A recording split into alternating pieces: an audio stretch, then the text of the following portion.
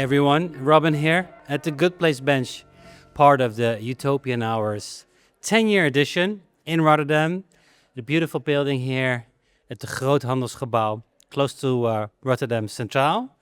And you know Rotterdam pretty well, I think. Fairly well. I've lived here about 4 years now. Okay. And feel at home here, my kind of place. Nice. Who do I have here next to me? So I'm Andrew Shaw. I teach at Breda University of Applied Sciences. I'm a lecturer of Urban Life and Placemaking. It sounds amazing. Urban life and placemaking. Is that has it been your background before lecturing? No, absolutely not. So I studied product design years ago, moved to Berlin for what I thought was 6 months, turned into 10 years. In that time, I was a hotel manager. I did a master's in environmental management. Then I moved to the Netherlands, worked in a hotel school, then in a leisure and events management. And then we had this specialization opportunity. And always loved cities. And we started to get into the placemaking and stakeholder engagement kind of approach, and that's where we are now. Okay. And you thought I want to lecture all my knowledge. Yeah, I mean, I don't know if you talk to non-academic, more like applied sciences people, you'll find most people just ended up being a lecturer. So that was my experience as well.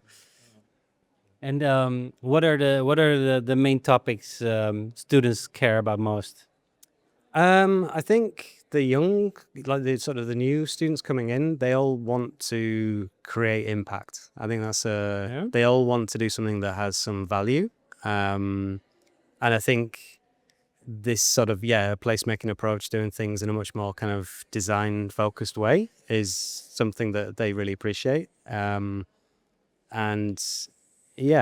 they also find it very hard as well to talk to people and to go on the street and like a barrier. they're in their bubble a lot. Yeah, but what kind of impact would they like to make?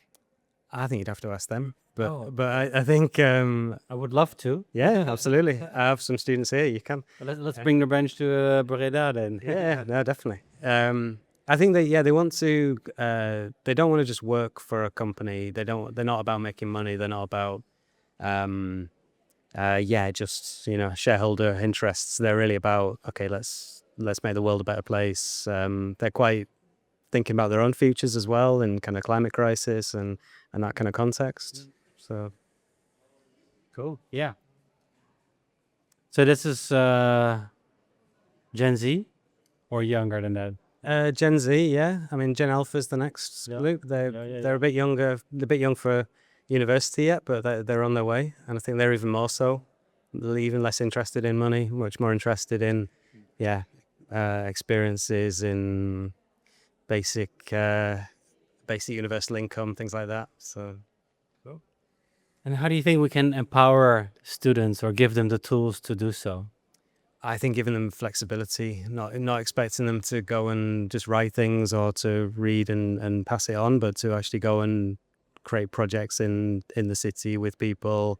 Explore things, give them the space, give them the facilities they need. Mm-hmm.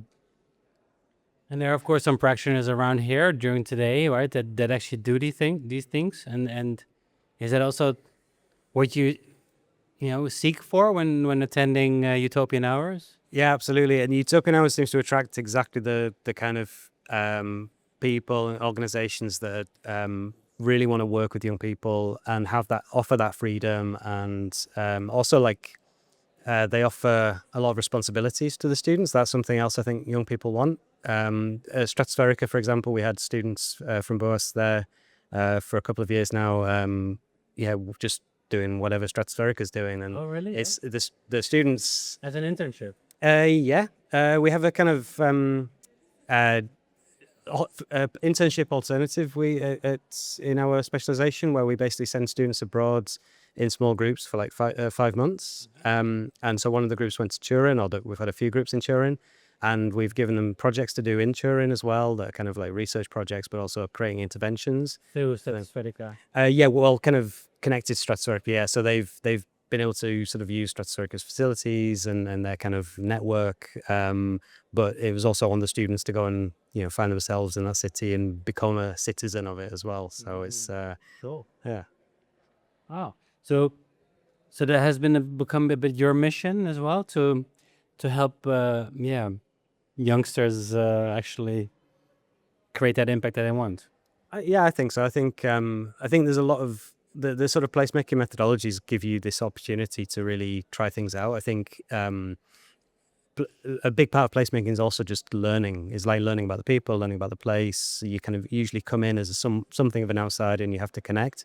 And I think that's absolutely the student experience for all the subjects that they have to study. So I think education and placemaking completely go hand in hand in that sense. Yeah. You say change making, city making.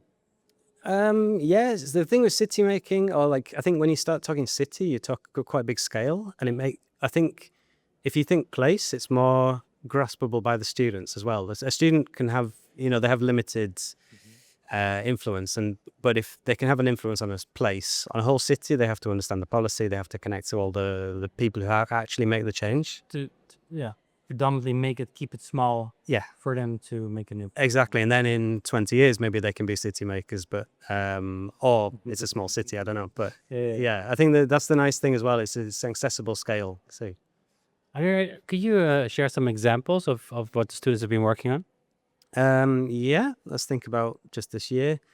So we have some second year groups they've been working with. In Breda, there's a very good urban living lab, and it's very, like I say, it's very good because it's well connected to the education, to the municipality, to like lots of different organizations.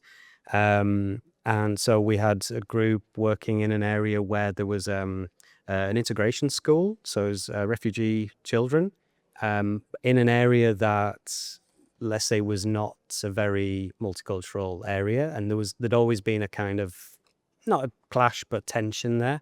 And so the students were involved in setting up a kind of community center where there could be that kind of meeting point. And it was very successful. And again, because we had the support of the Urban Living Lab, we were able to, the students were able to have these kind of meeting sessions, and they involved other education places that had, say, like food technology and things. So they were cooking meals for the local people, and so, like, food brings people together.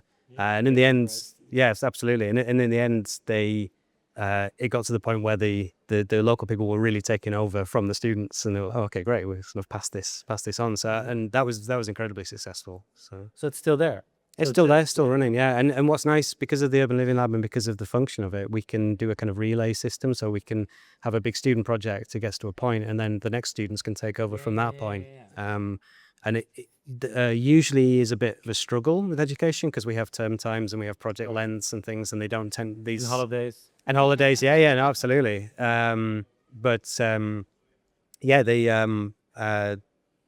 because we can kind of keep passing projects on at the next stage to different groups or graduation students and things like that, it works really well. Very interesting. And you also share these ideas with other cities or other universities? Yeah, there's quite a nice little group, especially in the Netherlands, of universities that have a kind of placemaking. They might not call it placemaking, or they maybe do. So in Holland, in Rotterdam, we have some good connections with also Hogeschool Rotterdam, and University from Amsterdam has a placemaking minor and a summer school. So we have, and it's a very small network, so we're all kind of interconnected. But yeah, we often share with each other.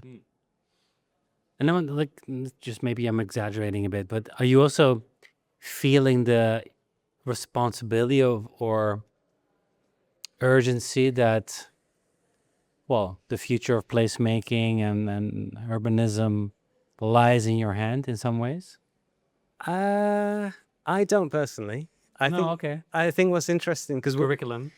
well, yeah. I mean, the curriculum is, well, actually, I come to things like Utopian Hours, and I sit there and go, oh, brilliant, we're saying exactly the right things. When I hear people say literally word for word what I've told students a couple of weeks ago, okay, great, this is all great.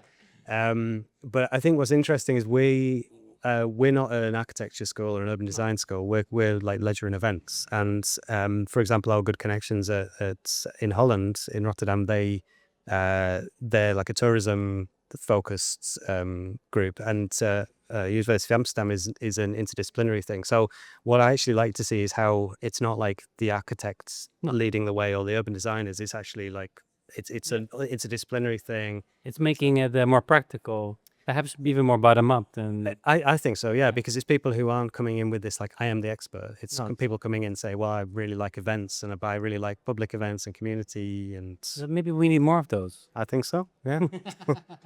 An army of, just do it in your own streets, Yeah, in your own neighborhoods. absolutely, yeah. Make it easy. Yeah, amazing. And then what about yourself? Do you feel like of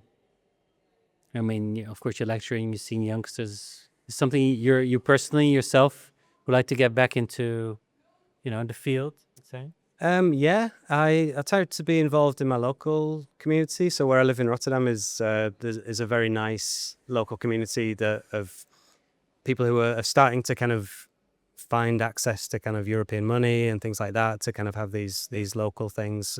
We get a lot of support from the municipality. I think I live in a bit of a problem neighborhood, so that's probably why. But their approach has been very good. Very look, here's some space and here's some money, but it's the door is open for you to now, create what you feel you need. Yeah. Well, I think Rotterdam also does that really well.